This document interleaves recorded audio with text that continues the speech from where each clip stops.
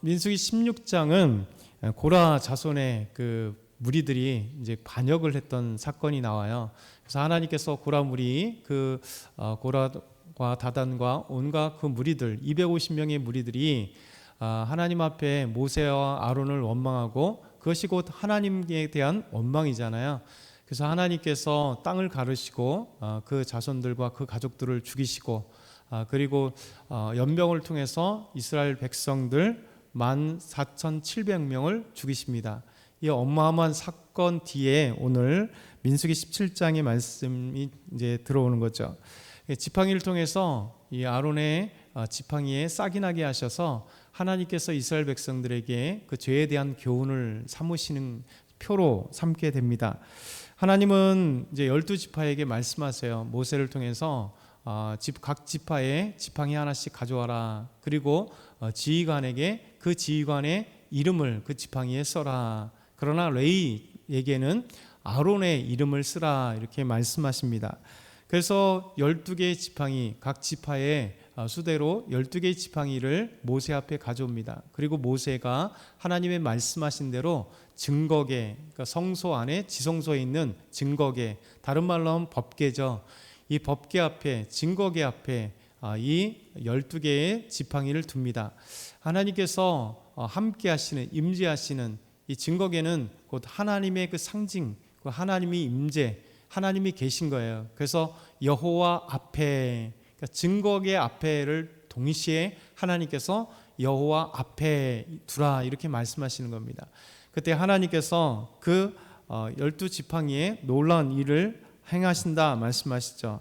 7절에 보면 내가 택한 자의 지팡이에는 싹이 나리니 이것으로 이스라엘 자손이 너희에게 대하여 원망하는 말을 내 앞에서 그치게 하리라. 그러니까 이 지파에 12지팡이를 가져오게 하신 이유는 이것을 통해서 하나님께서 이 지팡이에 싹이 나게 하겠다. 그러니까 택한 그 지팡이, 택한 그 지팡이에 하나님께서 싹이 나게 하시겠다. 그리고 이스라엘 백성들의 그 원망의 죄를 그치게 하겠다라고 말씀하십니다. 그러면서 모세는 하나님의 말씀대로 12지팡이를 증거궤 앞에 놓죠. 곧 여호와 앞에 두게 됩니다. 그랬을 때 하나님의 놀라운 역사가 일어나죠. 우리 8절 같이 한번 읽어보겠습니다. 8절 시작. 이튿날 모세가 증거의 장막에 들어가 본즉 레위의 집을 위하여 낸 아론의 지팡이에 우미 돋고 순이 나고 꽃이 피고 살구 열매가 열렸더라. 아멘. 놀라운 기적이 일어났습니다. 하나님의 말씀대로 하나님이 택하신 지팡이, 곧 지파의 지팡이에 꽃이 피게 된 거죠.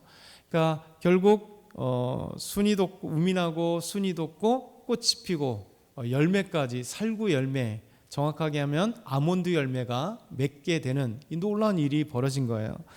하나님은 이렇게 이 지팡이 중에 택한 곧 그 지팡이인 각 지파를 상징하기 때문에 그 지파, 어느 지파를 하나님께서 택하신지를 그 지팡이를 통해서 보여주시는 거죠. 그리고 그것에 택한 것을 확실히 표징으로 보여주기 위해서 그것에서 우미 돋고 순이 나고 꽃이 피고 이 살구 열매, 아몬드 열매가 맺어지는 놀라운 기적의 역사를 하나님이 행하십니다. 이 놀라운 기적의 의미가 10절에 나오게 됩니다. 10절 다시 한번 읽겠습니다. 시작.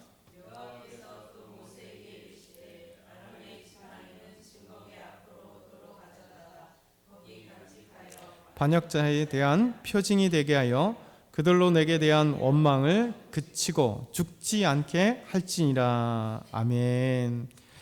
여호와 하나님께서 모세에게 또 말씀하십니다. 아론의 지팡이 곧 우미 돋고 순이 나고 꽃이 피고 열매가 맺은 이 아론의 지팡이를 다시 증거궤 앞, 그 여호와 앞에 두라, 간직하라 이렇게 말씀합니다. 그러면서 이 쌍난 지팡이를 통해서 무엇을 상징하냐면 반역한 자에 대한 표징이다. 그리고 내게 대한 원망을 그치고 죽지 않게 할지니라 이렇게 말씀하고 계세요.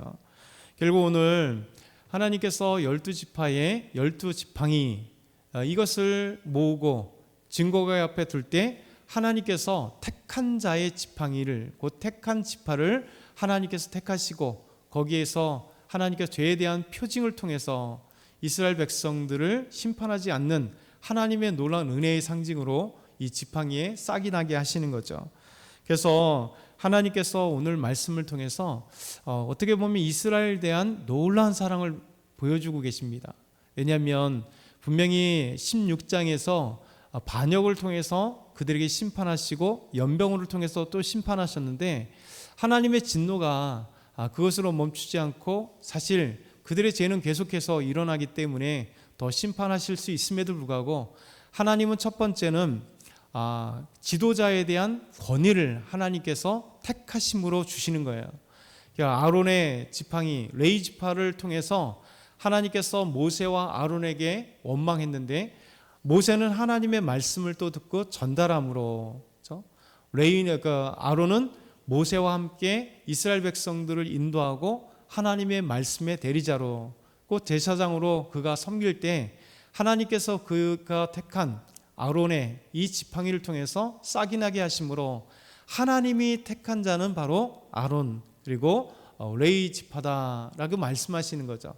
그래서 하나님께서 이 지팡이에 싹이 나고 우미 돋고 결국 꽃이 피고 열매가 맺게 하시는 이 놀라운 기적을 통해서 하나님이 택하신 자가 누구인가, 그리고 그에게 권위를 주심으로 그에게 원망하는 말을 그치게 하는 것. 두 번째는 바로 이스라엘 백성들에게 하나님께서 원망을 통하여 이제 심판하셨는데 더 큰 계속되는 죽음의 심판을 하나님이 그치게 하셨다. 이 그침에 대해서 이 죄에 대한 표징을 보여주고 이스라엘 백성들의 죽임당함을 그치게 하시는 하나님의 놀라운 은혜가 이 쌍난 지팡이를 통해서 이루어지게 하시는 거죠. 세 번째, 우리에게 또 적용을 하게 된다면 이런 것이죠. 이 표징과 달리 하나님은 이렇게 아론의 이 지팡이 뭡니까? 사실 이 지팡이는 여러 가지로 쓰이게 되죠. 목축을 할 때 이 양들을 쫓거나 아니면은 그 대적들, 늑대나 아니면 그 어떤 양을 잡아먹는 그 짐승들에게 양을 지켜주는 지팡이, 목자의 지팡이도 되고, 그렇죠? 또 한 가지는 이 지팡이는 결국 지도자들이 가지고 있는 또 지팡이도 돼요. 그런데 이 지팡이의 특징은 결국 나무를 자르고 그리고 말리고 완전히 죽은 나무잖아요. 근데 하나님께서는 이 죽은 나무에 우미 돋고 순이 나고 꽃이 피고 열매가 맺게 하시는 하나님이 택하시는, 하나님이 함께 하시는 자를 통해서 죽은 나무가 살아나게 하시는 놀라운 역사.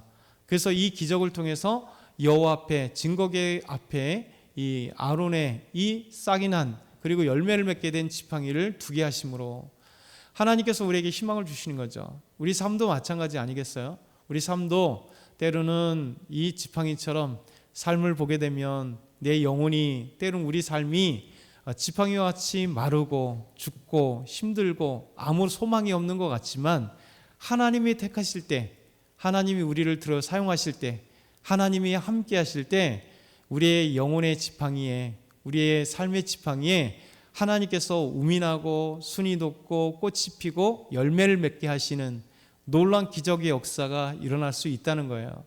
그래서 이 지팡이를 통해서 내가 하나님의 지팡이가 됐으면 좋겠다. 왜냐하면 이 수많은 죄악 가운데 하나님이 나를 택하시는 지팡이, 하나님이 사용하시는 지팡이, 그리고 죽은 영웅과 같은 이 지팡이, 여기서 하나님께서 생명력을 주시듯이 저와 여러분에게 이 나와 같은 이 모세의, 이 아론의 지팡이 같은 내가 다시 하나님의 생명력을 얻어서 아름다운 음과 순과 꽃과 그리고 열매가 맺어지는 하나님의 기적과 같은 은혜를 체험했으면 좋겠다. 오늘도 저와 여러분이 이 말씀을 우리 삶 가운데 적용해서 오늘도 주님께 모든 것을 맡기고 하나님의 택한 자, 하나님이 생명력을 주시는 자, 하나님이 우리를 사용하셔서 아름답게 이기는 저와 여러분이 다 되길 소망합니다.